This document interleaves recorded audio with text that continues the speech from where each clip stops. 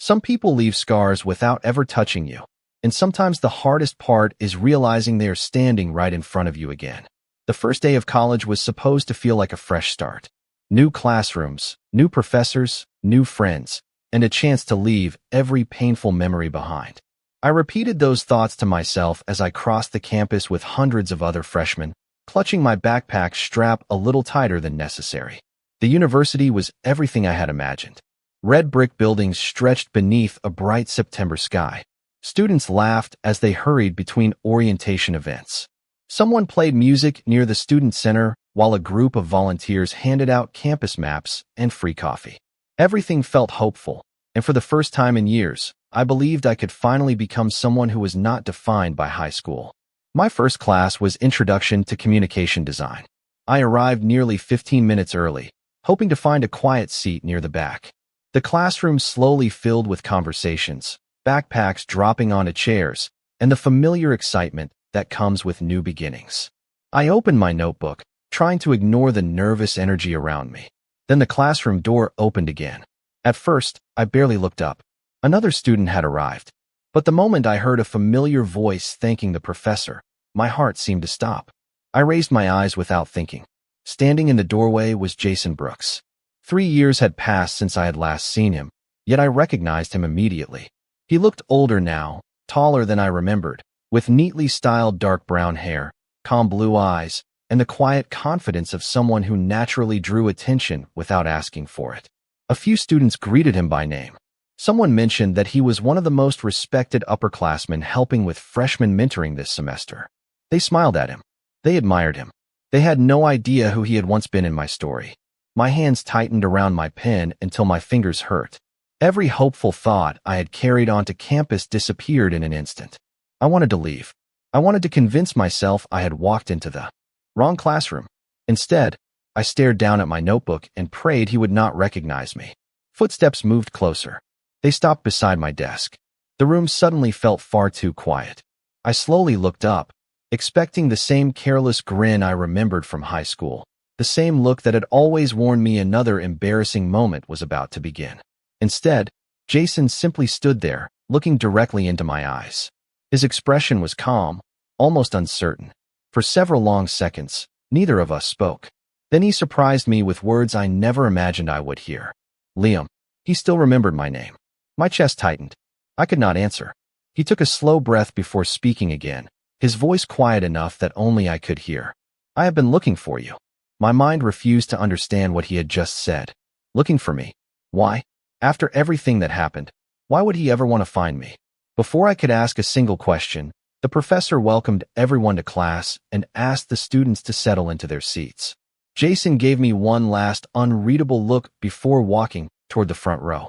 The lecture began, but I did not hear a single word.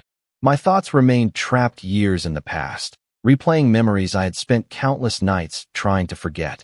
I had walked onto campus believing college would erase the worst chapter of my life. Instead, that chapter had quietly taken a seat only a few feet away from me, and somehow, against every expectation I had, it had just told me that it had been searching for me all along. The rest of that morning disappeared behind a wall of memories I had spent years trying to lock away. The professor explained assignments, introduced the semester schedule, and encouraged everyone to meet new classmates, but every word faded into meaningless background noise.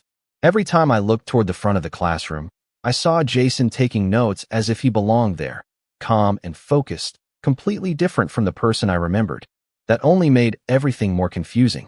My mind drifted back to the first week of high school when we had accidentally been assigned neighboring lockers. I had been the quiet kid who always carried too many books and worried about saying the wrong thing. Jason had already become one of the most popular students in our grade. He was athletic, confident, and surrounded by people who laughed at nearly everything he said.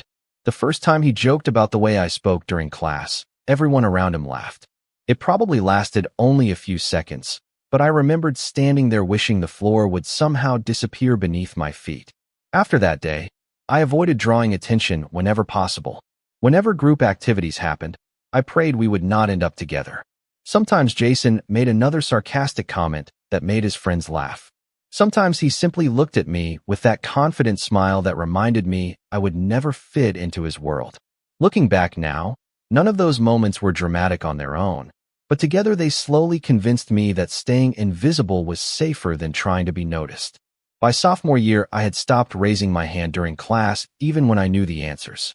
I ate lunch in quieter parts of the school whenever I could. I joined the art club because it was the only place where nobody expected me to become someone else. The strange thing was that Jason never seemed angry with me. He never acted as though I had done anything personally wrong. Instead, he treated everything like a harmless joke that everyone else understood except me. Maybe that was why it hurt for so long. Every smile from the people around him reminded me that I was standing alone. When graduation finally arrived, I promised myself I would never let those memories follow me into adulthood. I believed college would give me the fresh beginning I had always wanted. Then one ordinary morning, I walked into my first classroom and discovered that the one person connected to those memories had somehow become part of my future again. The lecture eventually ended, and students immediately began introducing themselves to one another while gathering their notebooks. I waited longer than everyone else, hoping Jason would leave before I did. When I finally stepped into the hallway, I let out a slow breath, convinced I had avoided another conversation. Liam. I froze the instant I heard my name behind me. Slowly turning around, I found Jason standing several feet away with the same calm expression he had worn inside the classroom. There was no audience this time. No classmates waiting for a reaction. Just the two of us beneath the bright hallway lights. He hesitated for a brief moment before speaking again. I know you probably do not want to hear anything I have to say, but could you give me 5 minutes sometime this week? I stared at him, searching for the hidden joke that had to be coming next. It never came. Instead, he simply waited, his eyes carrying something I had never seen before. Regret. I could have answered Jason right there in the hallway, but the words refused to come. Instead, I looked at him for one long second before quietly saying, I have another class. It was not exactly a lie, but it was also an excuse to escape before my thoughts overwhelmed me again. Jason gave a small nod. He did not try to stop me or follow me down the hall. I understand, he said. If you ever decide to listen, I will be around. I walked away without looking back, yet somehow those simple words stayed with me for the rest of the day. They sounded nothing like the confident teenager I remembered. By Wednesday morning, I had almost convinced myself that avoiding him would be easy. College was a large campus with thousands of students. Surely our paths would rarely cross. That illusion disappeared the moment my communication design professor projected the first major assignment onto the classroom screen. The project would last 6 weeks and count for nearly 30% of our final grade. We would work in pairs, combining visual storytelling with architectural space design to create an interactive campus exhibit. My stomach tightened before the professor even started reading the names. One by one, classmates found their partners. Laughter and excited conversations filled the room. Then I heard my own name, Liam Carter and Jason Brooks. The classroom suddenly felt much smaller. Several students turned toward Jason with smiles, clearly assuming we already knew each other. I kept my eyes fixed on my notebook, hoping I had somehow misheard. Looks like we are partners, Jason said quietly as he walked over after class. I finally met his eyes. You should ask the professor to switch. He shook his head almost immediately. The assignment is random. Then you should still ask. Why? The question caught me off guard. I almost laughed, but there was nothing funny about it. Because you know exactly why.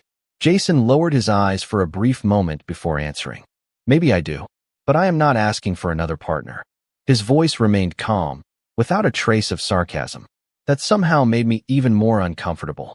We stood in awkward silence until the professor reminded everyone that the first planning meeting needed to happen before Friday. Jason reached into his backpack and pulled out a small notebook.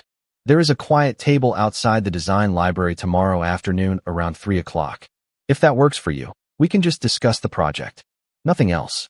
I wanted to refuse immediately. Every instinct told me keeping my distance was the safest choice. But refusing the meeting would only hurt my own grade. After several long seconds, I gave a reluctant nod. 1 hour, I replied. Only because of the assignment. Jason offered a faint smile that seemed more relieved than happy. 1 hour is enough. The next afternoon, I arrived at the library almost 10 minutes early, hoping I could finish quickly and leave. Jason was already there with printed campus maps, sketches, and research books spread neatly across the table. He had even brought an extra coffee, but when he noticed me looking at it, he quietly pushed it aside instead of offering it. It was as if he already understood I would refuse any kindness from him. We began discussing the project, and to my surprise, every suggestion he made focused entirely on the assignment. No jokes, no uncomfortable comments, no mention of high school. The hour passed faster than I expected. As I packed my notebook, Jason finally spoke again. "Thank you for giving me a chance to work with you." I did not answer. I simply walked toward the library entrance, still convinced that people could not change that much, yet, unable to explain why. For the first time in years, I found myself wondering if I might be wrong. Over the next several days, working with Jason became impossible to explain. I kept waiting for him to slip back into the person I remembered, but every meeting ended the same way. He arrived a few minutes early, prepared with sketches, reference photos, or notes about the project. He listened whenever I spoke, asked thoughtful questions about my ideas, and never interrupted me. If I suggested changing a design, he simply smiled and adjusted his own work without arguing. It felt less like working with the confident athlete I remembered from high school, and more like meeting a complete stranger who happened to share the same face. That only made me trust him even less. People did not change overnight, and they certainly did not change this much. One afternoon, we met in the campus art studio to combine our concepts into a single presentation board. Sunlight streamed through the tall windows while other students quietly painted, sculpted, or edited digital illustrations nearby. I focused on arranging color palettes across my laptop screen, while Jason carefully positioned small architectural models beside my printed graphics. Every now and then he would ask, "Does this balance the layout better?" Or, "Would you like me to move this section?" His questions always treated my opinion as equally important. I answered with short replies, keeping our conversations limited to the assignment. Even so, the silence between us no longer felt uncomfortable. As we packed our materials, another student named Ethan Walker walked over and looked at our nearly finished concept board. "This is impressive," he said with an approving smile. "Jason, I figured you designed most of this, but these illustrations are incredible." Before I could say anything, Jason shook his head. "Those are Liam's work. Honestly, they are the strongest part of the project." Ethan turned toward me with genuine surprise. "Seriously? You have a great eye for composition." I thanked him quietly, but my attention stayed on Jason. Years ago, he had been the person whose words made me want to disappear into the background. Now he was openly giving me credit in front of someone else without expecting anything in return. Later that afternoon, we walked across campus toward the library to print revised presentation drafts. Students filled the sidewalks, carrying textbooks and coffee cups beneath the warm autumn trees. As we reached a busy crosswalk, I accidentally dropped the flash drive containing every file for our project. Before I even realized what had happened, Jason stepped forward, picked it up from the pavement, brushed away a little dust, and handed it back with a small relieved smile. "That almost became a very stressful afternoon," he said. I accepted the drive with a quiet thank you, the first genuine words of appreciation I had spoken to him since college began. He looked surprised, but did not make a big deal out of it. We continued walking in comfortable silence until we reached the library entrance. Just before going inside, an older student waved Jason over to discuss a basketball practice schedule. While they talked, I waited nearby without thinking much about it. I noticed several people greeting Jason warmly. He treated everyone with the same patience and respect I had seen during our meetings. There was no trace of arrogance, no careless jokes at someone else's expense, and no attempt to impress anyone. For the first time since seeing him again, I found myself asking a question that frightened me more than any memory from high school. If this was who Jason had become, then how much of the person I believed I knew still existed at all? The following Friday, the entire campus buzzed with excitement as preparations began for the annual Fall Activities Festival, an event where every department displayed creative projects to students, alumni, and local visitors. Our professor announced that each project team would present an early prototype during the festival to receive feedback before the final exhibition. Jason and I spent nearly every afternoon refining our display, carefully adjusting layouts, testing lighting ideas, and discussing how visitors would move through the interactive space. Little by little, Working together stopped feeling exhausting. We still rarely talked about anything beyond the project, yet an unexpected rhythm had formed between us. He always anticipated what needed to be done next, and somehow we completed more work together than I could have managed alone. On the morning of the festival, I arrived carrying several large presentation boards while Jason transported the architectural models. Volunteers hurried through the student center arranging tables, hanging banners, and connecting display screens. The atmosphere felt energetic and welcoming, exactly the kind of college experience I had imagined before the semester began. As I finished organizing our graphics, another student approached our display and frowned. "I thought this booth was supposed to be ready by now," he said after noticing that one printed layout was missing. I immediately searched through my portfolio case. My largest illustration had disappeared. Without it, the center of our presentation looked incomplete. My heart began racing as I checked every folder again. "I know I packed it," I said quietly, unable to understand what had happened. A few nearby students started looking toward our table, curious about the delay. One of them casually remarked that maybe someone had forgotten to prepare properly. Although nobody sounded cruel, I felt the familiar pressure building inside me. Years ago, I would have accepted the embarrassment in silence. Before I could say anything else, Jason stepped forward. "The missing print is my responsibility," he said calmly. "I asked Liam to let me review the final version yesterday evening. If it is not here, then I made the mistake, not him." I turned toward him in surprise because that was not true. He had never taken the illustration home. He simply stood there with complete confidence, giving everyone a simple explanation that immediately ended the awkward attention focused on me. One of the event volunteers smiled and said, "No problem. The campus print lab is still open.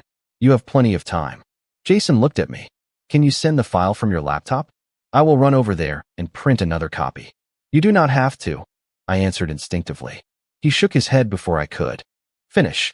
"Yes, I do." 20 minutes later, he returned carrying a fresh high-quality print rolled safely inside a protective tube. Slightly out of breath from hurrying across campus, he carefully unrolled the illustration onto the table as though it were the most valuable piece of the entire project. Once everything was finally assembled, visitors began stopping to admire our display. Several professors complimented the way my artwork blended naturally with Jason's architectural concepts, and for the first time since college began, I found myself smiling without forcing it. As the crowd slowly moved toward the next exhibit, I quietly asked the question that had been sitting in my mind all afternoon. "Why did you tell everyone it was your fault?" Jason looked at the finished project instead of answering immediately. After a long silence, he finally spoke so softly that only I could hear. "Because I already spent enough years making your life harder. I am not going to let that happen again." Jason's words stayed with me long after the festival ended. I replayed them while walking back to my dorm, while brushing my teeth that night, and even while staring at the ceiling after turning off the lights. "Because I already spent enough years making your life harder. I am not going to let that happen again." They did not sound rehearsed.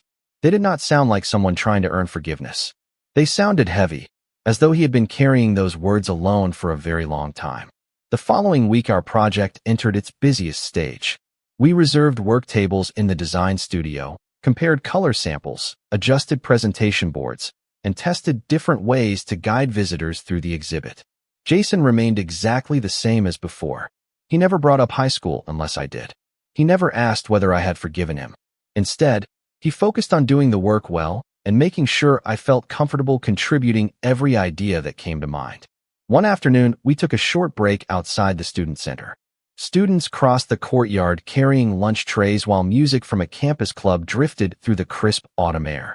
Jason handed me a bottle of water that he had quietly picked up from the campus store. This time I accepted it without hesitation. "Thank you," I said. A faint smile appeared on his face. "You are welcome." The conversation could have ended there, but after several quiet moments, I finally asked the question that had been waiting inside my mind ever since the festival. "Why are you trying so hard?" Jason looked toward the rows of colorful trees lining the walkway before answering. "Because I cannot change what happened." His voice was steady but softer than usual. "I have thought about high school more times than I can count. Every year I wished I could go back and handle things differently." I folded my arms. "Then why did you do it?" He let out a slow breath. "I was immature. I cared too much about what other people thought. Whenever my friends laughed, I thought that meant I was doing the right thing. I never stopped to think about how those moments felt from your side. He paused before continuing. That is not an excuse. It is just the truth. I remained silent. Hearing the explanation did not erase the memories. It did not suddenly make everything easier. Yet for the first time, I believed he was not hiding behind excuses or pretending the past had never happened. Jason looked directly at me again. I wanted to tell you this after graduation, but you left before I found the courage. When I saw your name on the freshman mentor list this semester, I realized I had one chance to apologize properly. I knew you might never forgive me, but I could not keep pretending I did not owe you the truth. Before I could respond, my phone buzzed with a message from our professor reminding every team to submit a progress report before 5 o'clock. The ordinary notification somehow broke the tension between us. We returned to the studio together without saying another word. As we reached our workstation, I noticed a small folded note tucked beneath my sketchbook. Thinking it was part of our project materials, I opened it without much thought.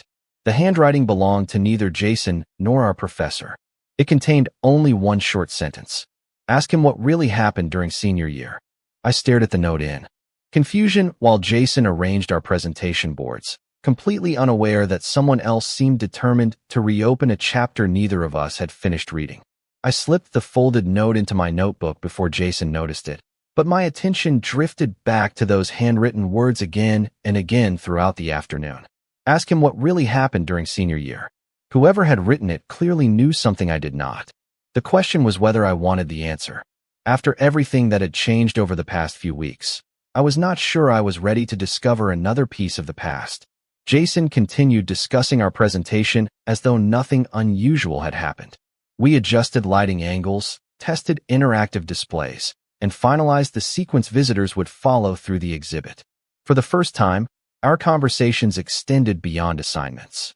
He asked which design software I preferred. I admitted I enjoyed sketching ideas on paper before touching a computer. He laughed softly and confessed he still carried a notebook everywhere because drawing by hand helped him think. The similarities surprised me. Somehow the distance between us felt smaller than it had only days before. Later that evening, we left the design building together. The campus glowed beneath rows of warm lights while students gathered on the lawn for an outdoor movie night.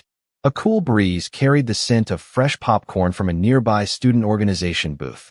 We walked without speaking for several minutes until I finally reached into my backpack and pulled out the folded note. Someone left this on my desk today, I said quietly. Jason unfolded it, read the single sentence, and immediately became still. His expression changed in a way I had never seen before. Not fear exactly, but something close to disappointment.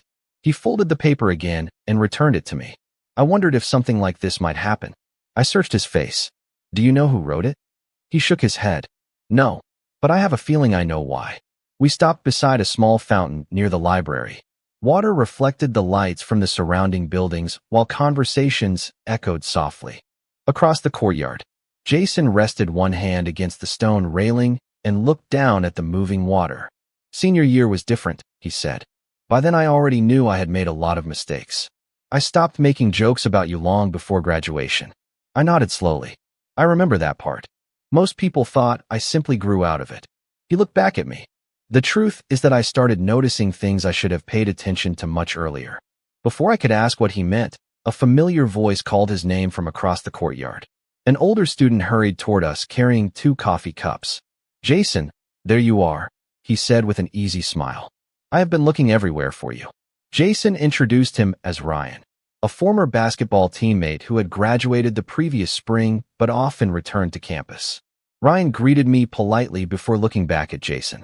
Are you finally telling him? He asked. Jason hesitated for a brief moment. Not yet.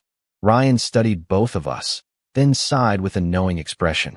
You waited long enough already. He turned toward me. There is something you deserve to know. Jason immediately answered, not with anger, but with quiet urgency. Ryan, please. Ryan respected the request and stepped back. All right, but do not wait too much longer.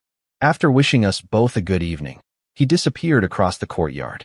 I watched him leave before looking at Jason once more. Everyone keeps acting like there is some secret connected to senior year, I said.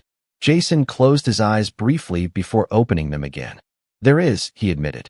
And once you hear it, The way you remember high school may never be the same again. The next afternoon, I found Jason exactly where he said he would be, sitting beneath a large maple tree overlooking the quiet campus lake, with our project notebook resting beside him. The autumn breeze scattered red and gold leaves across the path as students walked past, laughing between classes, completely unaware that one conversation was about to change the way I remembered an entire chapter of my life. I sat on the opposite end of the bench and looked directly at him.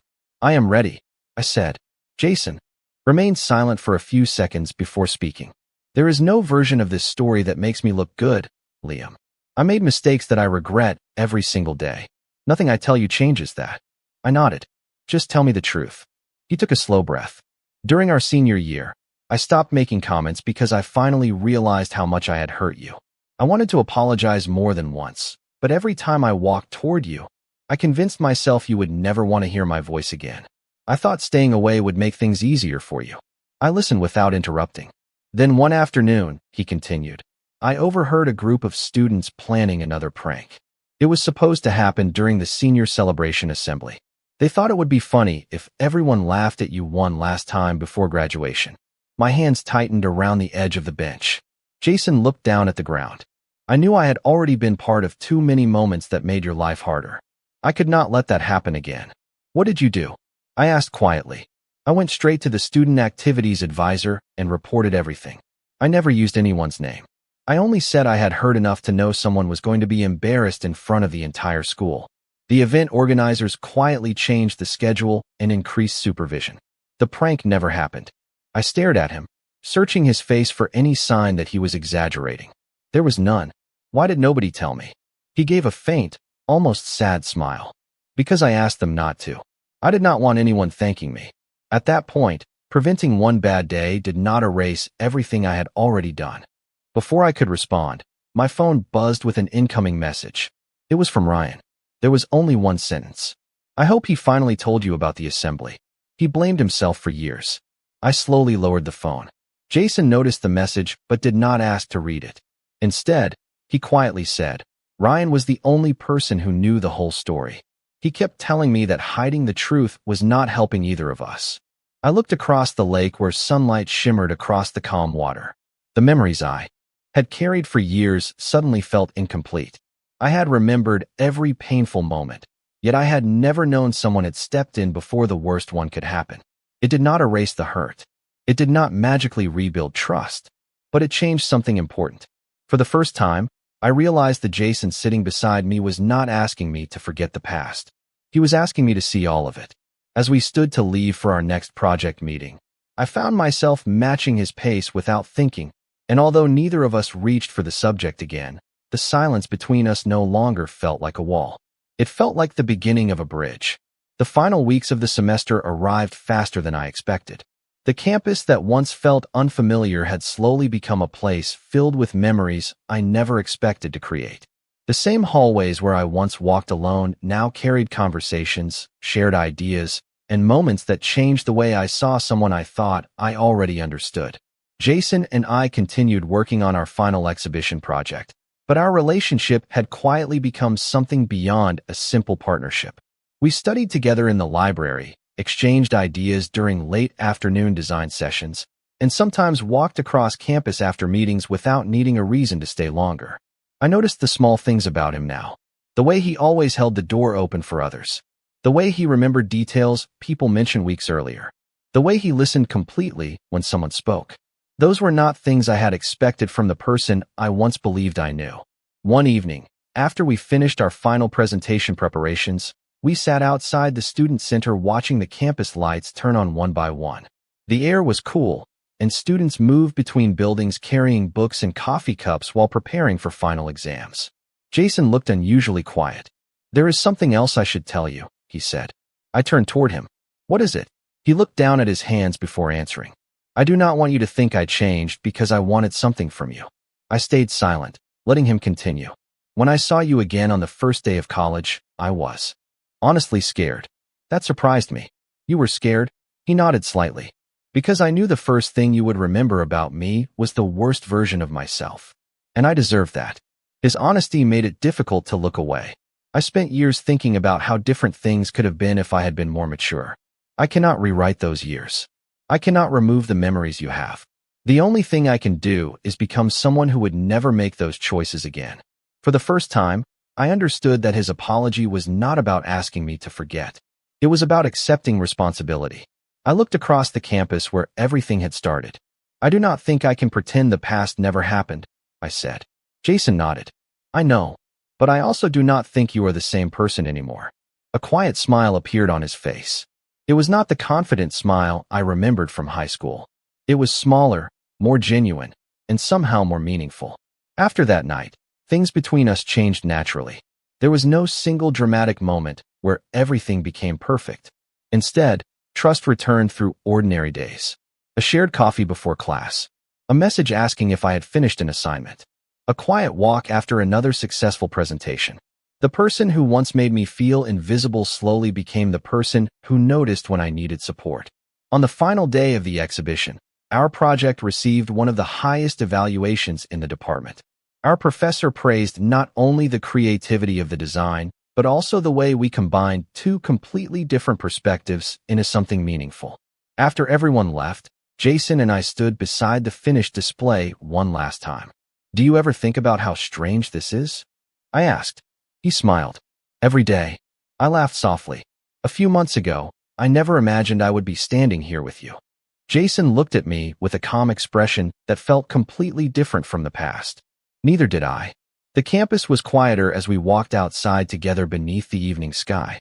The person I once wanted to avoid had become someone I trusted. The memories that once controlled my view of him had become only one chapter of a much bigger story. Some people enter your life as a lesson. Others return as proof that people can grow, change, and become better than who they used to be. And sometimes, the person you thought would always be your biggest regret becomes the person who helps you discover a completely new beginning.